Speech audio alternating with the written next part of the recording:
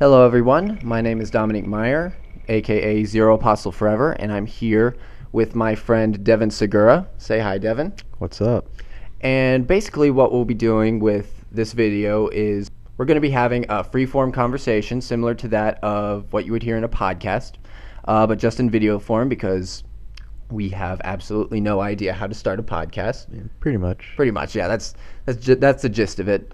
But what we will be doing is we will be discussing recent pop culture events. We're aiming for this to be a semi-regular event. We don't quite have a schedule planned out. At least get it in at least once a week, Yeah, if not every other week. Yeah, just whenever we have time. whenever we can. We do have time. So we are hoping to make more of these if the public so demands it. I don't know how many of you will actually watch this. I hope you do. We hope you do. And if you guys do like it, we aim to make more. Mm-hmm. So we're going to be needing fans for our future productions for sure. Fan support. And that leads me to another point. You may see in the title Violent T Productions. What that is it is a budding production company that myself and Devin are trying to set up. It's at the conceptual stage right now, but hopefully in the near future we will be able to produce our own short films and hopefully someday feature-length films. We've already got our first project in the works right now. Got our cast picked out. The script is almost done. Mm-hmm. Just hitting a few speed bumps, and hopefully it will be done within the next few months. So. Oh yeah, keeping our fingers crossed. Mm-hmm. I'm head writer on the production, and Devin and I will be co-directing it. Yeah, we'll release more detailed over next month or so. Yeah, we're struggling to get this finished because it is hard writing a script. Seriously. Tell me about it. Shoot, remember? Says the guy who hasn't written a single word. No, I'm kidding. Whatever. We shot test footage back in March. Was that March? Yeah. Holy crap. Yeah, we shot test footage back in March with, for the most part, the crew that we have now, minus like one or two people, but we shot not even a 5-minute. It was a 5-minute scene, which ended up taking us 5 hours to it was do. It was like 2.5 minutes, but we were so proud of that footage. So proud, but I'm so disappointed now. Everything fell apart. I am sorry. I've taken forever with this script, but I will. Hey, college. College sucks, guys. You have no idea. Anyway, we won't go much further into that. We do want to keep this a bit under wraps, just as a bit of a surprise. What we will be talking about today is the season finale of, not the season finale, the series finale of Breaking Bad. Yes. So our freeform conversation will involve spoilers. So if you have not watched Breaking Bad, 1, what have you been doing with your life? 2, it's on Netflix. Go watch it now. 3, we will spoil pretty much everything from the entire series because it's the last episode. Yes. So let's head right on into it. I'm gonna start with you. Do you want to go ahead with share your thoughts on the final series? Show? For one, this is the first series finale that I'm pleased with. I actually feel complete and content with. And I personally feel there's no open-ended questions. Mm-hmm. Besides maybe, I wonder what they're going to do with their lives now. It's nothing more like, well, shit, they didn't even tell that part of the story. But, I felt they wrapped everything up nice and neat. Yeah, they ultimately don't, it's an interesting point to ponder what the characters are going to do with the events set in motion in the last episode. But ultimately, the entire show is just Walt's story, and they wrapped that up clean and nice. Walt and Jesse's story, rather. God, it took so long just to even wrap up Jesse. They waited literally to the last episode just to even get anywhere with him, I felt like. But was it not a satisfying conclusion? Very satisfying. Yeah, because you're like the big Jesse supporter. You were gonna cry if they killed him. Yeah, I was gonna riot. Forget Daryl. I was gonna riot if they killed Jesse. I was gonna laugh. But yeah, so what we're planning on doing is we just want to go through like a scene by scene dissection of the episode. So might as well start that off with the cold open right before the title screen, which is basically Walt leaving New Hampshire in, was that his car? It was somebody's car. Stolen car. Was it a stolen car? Yeah. Okay. It was a stolen car. This scene I found like really interesting because all the windows are pretty much covered in snow. It's winter in New Hampshire, and yet the scene is tense because like you know the ultimate result, but he's in there in the car, and then you start seeing police lights, red, blue, just flashing through the snow in the windows. You don't see the car, you just hear it, and then you see the lights. Even though, like with the flash forwards in the previous episodes, I still found that scene just in the way that it's shot. I still found it really tense, just the way that the sound of the car was just slowly passing by. You could only see just whatever light could show through the snow-covered windows. Without even showing what's going on, is they getting out of the cop car? Are they approaching the car? Are they staring at the car? And you just see the lights just slowly begin to dim as the car goes away, and then you just take a big sigh of relief. We got away with it again. And then you see Walter apparently back in Albuquerque, is he? Yeah, I'd say so. I believe so, yeah. But basically what he's doing is he's trying to meet up with his former Gray Matter colleagues, Gretchen and Elliot Schwartz. And so he's at a payphone, and he's posing as a reporter wanting to interview them. Is that what he's doing? Yeah, he's posing as a New York Times reporter. New York Times. What Walter does is he learns their address, and then, again, I just thought that this episode had fantastic shots all throughout, because we see him break it. We don't see them break into their house, but we see them enter their house. We see him in the shadows. Creepy. Very creepy. Like, was he like slumped over a bench? It looked like he's just like laying there with his legs crossed, and then just gets up. And he just rose up like Michael Myers after Jamie Lee Curtis stuck the hanger in his eye. And then there's a long continuous shot of them entering their house. I think he was like in an outside. Yes, that was so badass. I thought he shuts the big doors, the big double doors, like a boss. Oh yeah. Walks in quietly and just starts observing everywhere until Gretchen sees him. I got a Strangers vibe from that. Really? From that scene, yeah. I see where you got that. Yeah, he's just very quiet, no sound in his footsteps. Yeah. Very creepy. But you think that he's going in there, to assert some kind of vengeance, to kill them, to hurt them. But actually what he's doing is he's entrusting them with his money, his 11 million? 9.5 million. A lot of money, basically. And in the last episode, we see that Walt Jr. was not going to accept the money. He resents his father with a passion now.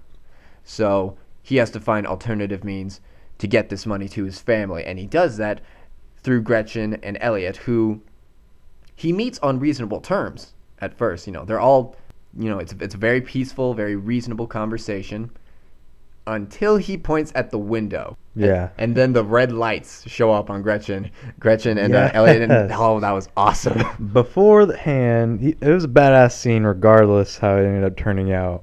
But before you actually know, it's like, damn, Walter has some connections. Jesus Christ, I don't want to fuck with this guy. Mm-hmm. And we later find out in the next scene that these two snipers, who he claimed to be the best snipers in, West of Mississippi, are actually Skinny Pete and Badger, who I didn't recognize them until you pointed them out. Yeah. I was just like, oh yeah, that is them. You're right. Yeah. And then they handed over their laser pointed pins. Yes. I miss those guys. Where have they been all season? Talking about Star Trek and... Yeah, probably. Getting high and just talking about how great The Wire is and shit. But, no, it's an interesting scene because, it's like the last bit of comedy that Breaking Bad has for us, and it is really funny.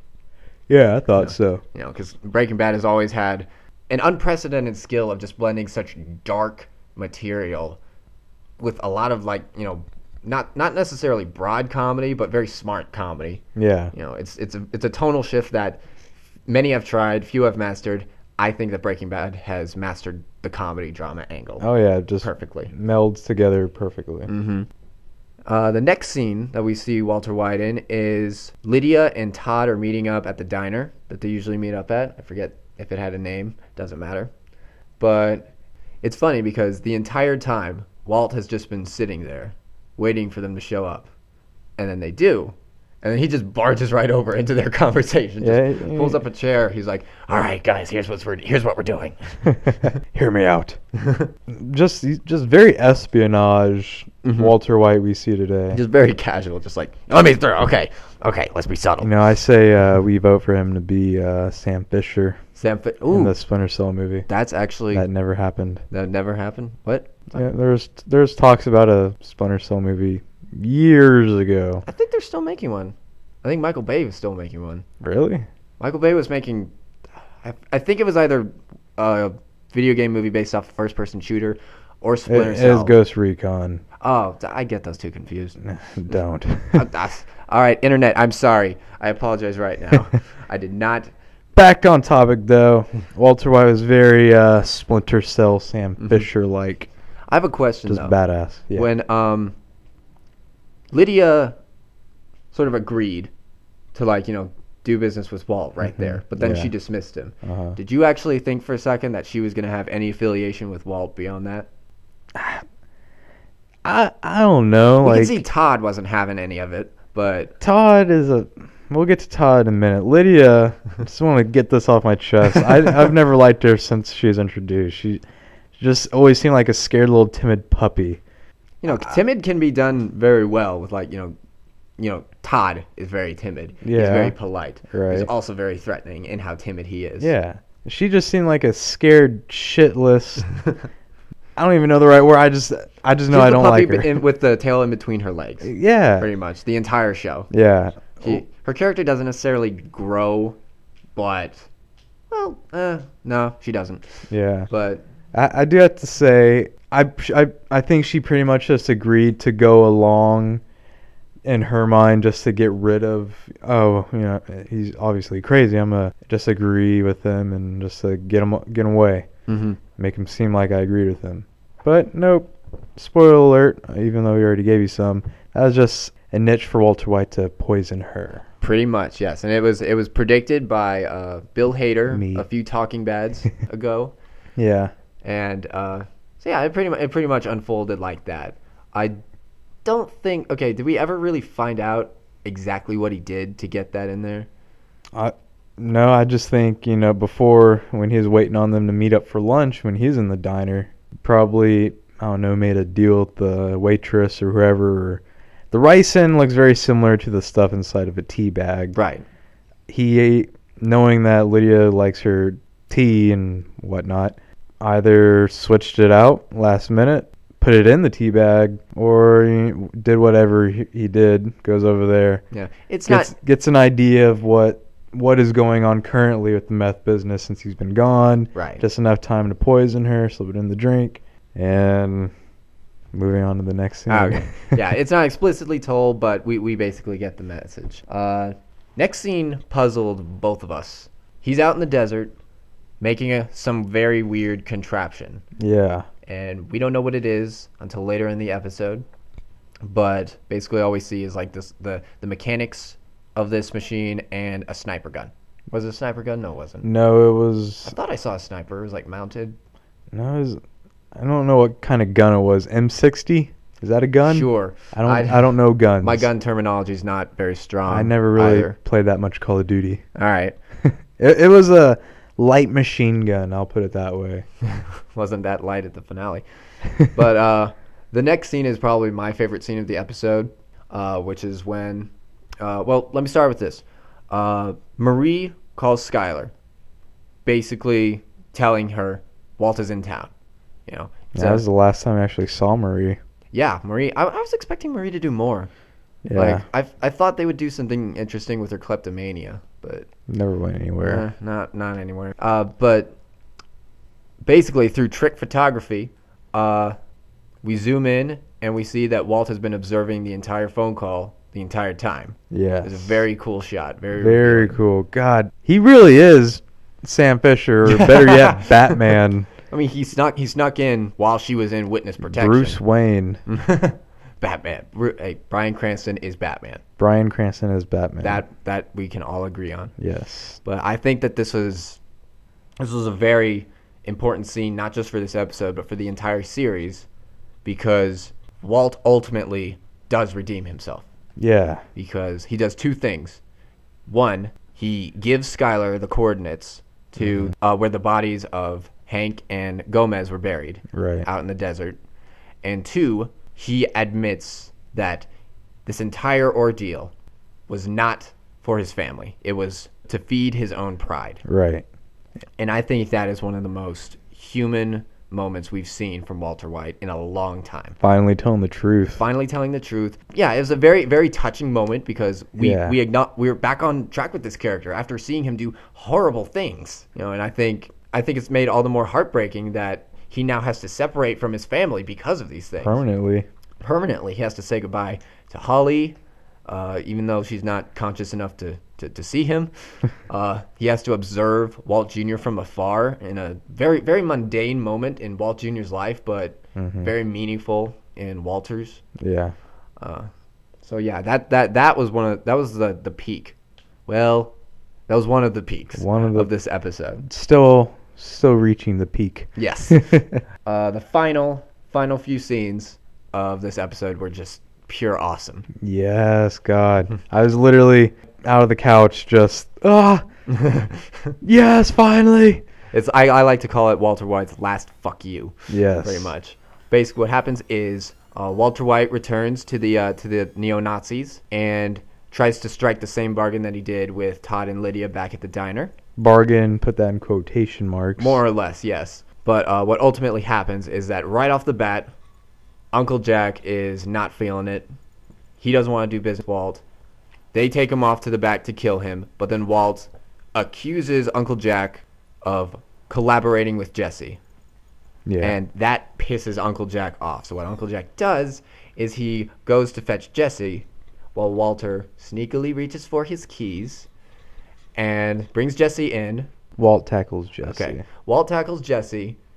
He presses a button on his keys. The trunk of his car opens up, and out comes that contraption that we saw earlier. With the big fucking gun. The big fucking gun attached to it, shooting everybody. Oh, yes. And it is glorified awesomeness. Beautiful, beautiful planning right there. And there are two more satisfying things that happen in this episode. Oh, yes. First off, Jesse gets a hold of Todd.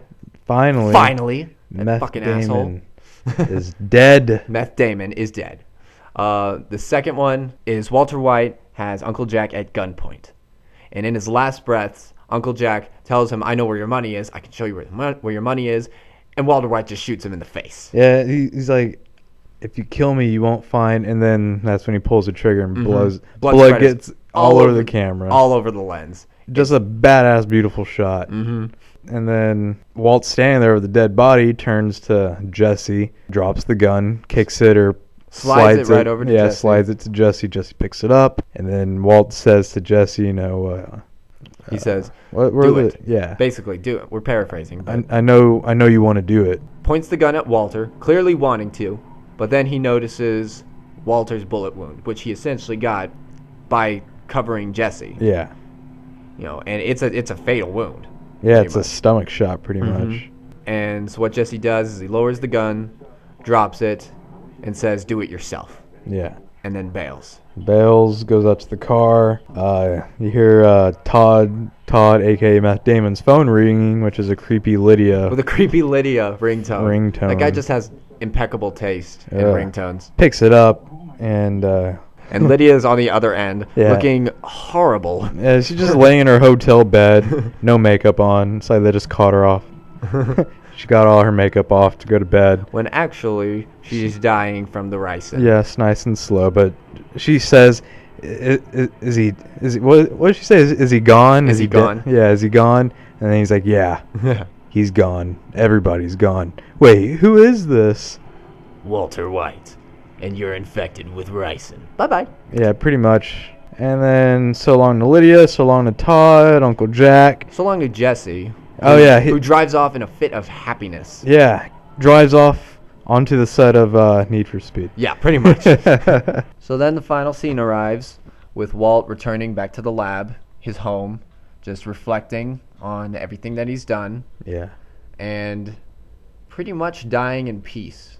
Yeah, when he's looking at the lab, that changed and ruined his life, whether he might think of it as good or bad, even though he enjoyed it, he admitted to enjoying it all. Mm-hmm. He's just looking at everything, bloodshot wound. You see dozens of cop cars. Dozens of cop cars pull up. Cuts to the scene with them coming in, and he's on the floor with the camera panning upwards. Great shot, by the way. With I forget which song they choose, but yeah, it fit the scene it perfectly. Did. Music supervisor for this, I forget what his name is. He did a fantastic job throughout the entire series. Oh yeah. Both him and Dave Porter, the composer. A lot of great music in Breaking Bad. I'm really sad to see it go. It is easily my favorite show that I have ever seen. Yeah. Except for maybe SpongeBob. No, that's a lie. To Breaking Bad, the greatest drama I have ever seen in my lifetime. Hear, hear. Mm-hmm. Me too. I only started watching it in February. I have that, hate to admit it, but that hipster point of view, when everybody starts talking about a show, you're like, I don't want to watch it. Mm-hmm. Too many people are talking about it. I want to find something that's a little more low-key. Why? I don't fucking know why. I'm weird and I don't... Anyways, I want to discover great things before other people watch them. Yeah.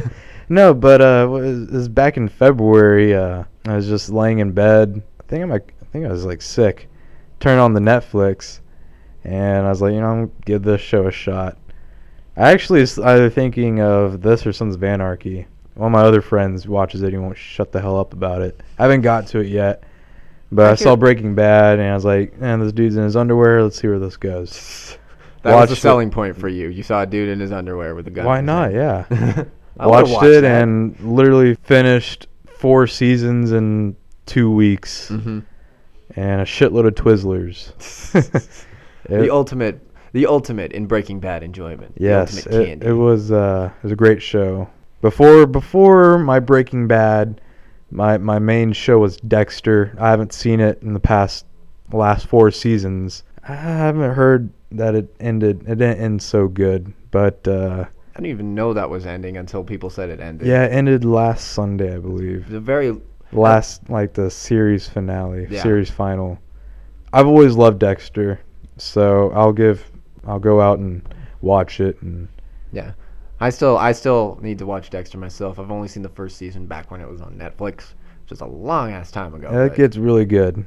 Right. Especially, I forget which season, 5 I left off. There's 7 or 8. I think it was the 8 that it ended on. Yeah, I missed 3 seasons, I believe. I need to catch up on, but that was my Breaking Bad, I don't know, 3 years ago. Mm-hmm. And then Walking Dead comes along, and Walking Dead I like because I like zombies. Yeah. And October's my favorite month. Really? I didn't know that. Yeah. Perfect weather. Dying trees. Your opinion. Yeah, it's just cool atmosphere, but no, Walking Dead's a pretty sweet show, personally. Mm-hmm. Not as good as the writing and acting of Breaking Bad, but badass nonetheless. Looking forward to the season 4. Season 4 of Walking Dead. Yes. Season 4. That's another thing about Breaking Bad is there may have been moments in season 5 where it sort of dipped in quality, but only because it's hitting notes you've expected it to hit for 4 seasons. Right. Other than that, it has stayed consistent in the acting, writing department. Either it stayed consistent or it's even got better. Yeah. So I'd definitely say that. Anything more to add? I've got nothing. No, that's it for Breaking Bad. All right.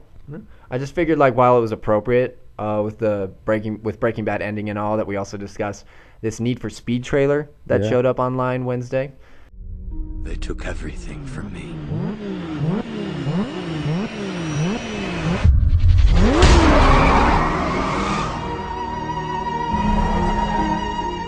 I do not fear, for you are with me. All those who defied me shall be ashamed and disgraced. Those who wage war against me shall perish. I will find strength, find guidance, and I will triumph. I advised him not to tell me what he thought about it until this very podcast. So I'm curious. What did you think of the Need for Speed trailer? Since it's a trailer and I like trailers, I actually thought it looks really cool. Low CGI, actually looks like real stunts, and it's Aaron Paul. Mhm. Come on, it's Aaron Paul. It just looks cool, even though video game adaptations of movies and vice versa for games are most of the time shitty. I mean, it looks like they're going back to the old roots of Fast and Furious, putting their own twist on it. It's Aaron Paul, for Christ's sake. And Kid Cudi is one of my favorite artists. Yes, I said artist. He's more than a rapper. Okay. I might have forgotten. What does Kid Cudi have to do with this again? I think he plays his best friend in the movie. Oh, he's an actor. Yes. Okay. Yes. You probably told me this, and I'm sad I forget Yes, it. Kid Cudi, awesome actor. He's in HBO's How to Make It in America. I didn't watch that. I watched the first season, barely in it. Second season, he got a bigger part. All right. Anyways, no, it has Aaron Paul and Kid Cudi and fast cars, and looks cool. Looks like a fun movie. Not Oscar worthy. Yeah, no. But no. Well, we never know. It won't be, but we never know. I'm just trying to be impartial here. I'll say this about the trailer. Since it is a teaser, obviously there's not much that they're showing to us. I will always give a video game movie points for being story-driven, especially when it's based on a series of racing games. I've never played the racing games, but I'm going to assume they're gameplay-driven, not story-driven. Yeah. Okay, so yeah. So that's interesting that they decided to go that route with the popularity of the Fast and the Furious movies. Right. I think that the trailer shows a lot of cool shots. It's a very artfully done trailer. Oh, yeah. Yeah. It's similar to, I don't want to draw any comparisons to the actual movie, but similar to the Hitman trailer, which had the slow motion and Ave Maria playing. Okay. I got vibes from that. Yeah. With I can see that. The style of the Hitman trailer with the visuals of the Max Payne trailer. I'm not saying Max Payne or Hitman were good movies, but I'm just saying those two movies had trailers that intrigued me. Yes. Now, having said that, I do think that the dialogue that Aaron Paul has to utter is kind of generic. It was painfully generic. What was he say? I will never feel alone, for I am with you, or some stuff. And I will triumph. Who says that? You've taken everything from me. Everyone says that, but that's why I said at the end of Breaking Bad, he gets in the car and he literally drives to the starting point of where he needs to race. He just shaves overnight, and then the next day, Need for Speed, scene 1. Yes. Pretty much. I also think his delivery, I will attribute this to the dialogue, that his delivery was kind of stilted. Yeah. I don't blame Aaron Paul with that, especially after today's episode, because I know this guy's a good actor. Obviously. We've seen him in Breaking Bad, and we've also seen him in Smashed. So we know how good of an actor he can be. And Price is Right. I actually haven't seen that full clip, but I've heard some audio clips from it. It just sounds hilarious. A lot of Red Bull was probably involved. Hey, I mean, when you're playing The Price is Right, I mean. Gotta have it. Mm-hmm. All right. Do you have anything else? Any other thoughts on the Need for Speed trailer? With it just being a trailer, I liked it a lot. Minus the dialogue. But no, it looks like a cool trailer. Can't wait to actually watch the movie on the big screen. All right. And see, one last thing to add. The difference between this and Fast and Furious, just from this trailer alone, it just looks more stylistic and just artistic. I'm not even trying to sound smart. Just visually pleasing. Yeah, it just looks more visually pleasing and doesn't look so. There's no CG overload that we know of, but yeah. But a lot of the shots we get in the trailer look cool. They're shot pretty well. Only one gun that I could catch, you're right. Which is kind of cool. A few explosions. Yeah. Make up for the lack of guns. But I mean, I've always said the Need for Speed movies are like my guilty pleasure. The Need for Speed movies? The Fast they made more? The Fast and Furious movies are my guilty pleasure movies because I know they're not great. I don't know why you're guilty. I love those movies. But they are fun, and I do enjoy watching them. All right. You pretty much said it all right there. You know, I'm holding judgment until I actually see the movie, but from what it looks like, it looks ambitious. Yeah. And I could ask for nothing more in a video game movie especially after seeing Silent Hill 2. What the fuck was that, guys? I don't even Seriously. need to watch Silent Hill 2. I did. I don't know why, but I did. Well, looking forward to UA Bowl's Postal 2. Oh, is he making that?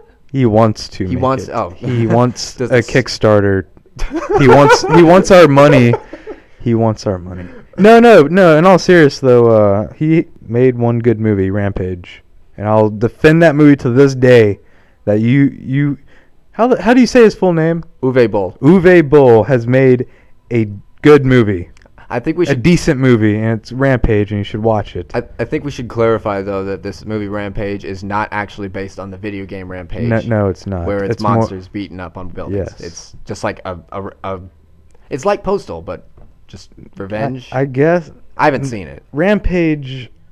Everybody always has that, that subconscious thought. God, I just want to shoot everybody in this place. Or you're playing Grand Theft Auto and you just go on a killing spree.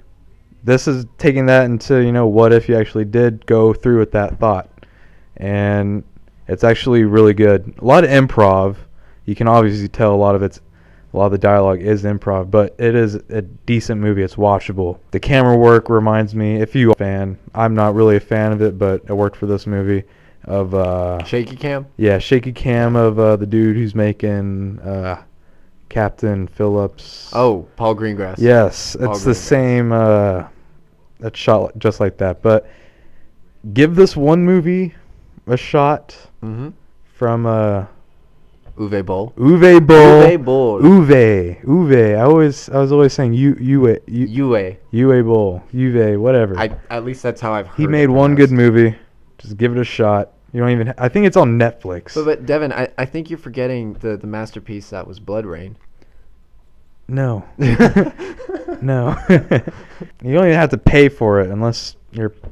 If you have Netflix, If you have What- siblings that have Netflix, they have this new profile thing where you can have even your watch own it free profile. on YouTube. Somebody has a full. Probably, movie. yeah. So, Just give it a shot. It's decent. but I if mean, it's a good movie, we want this movie to.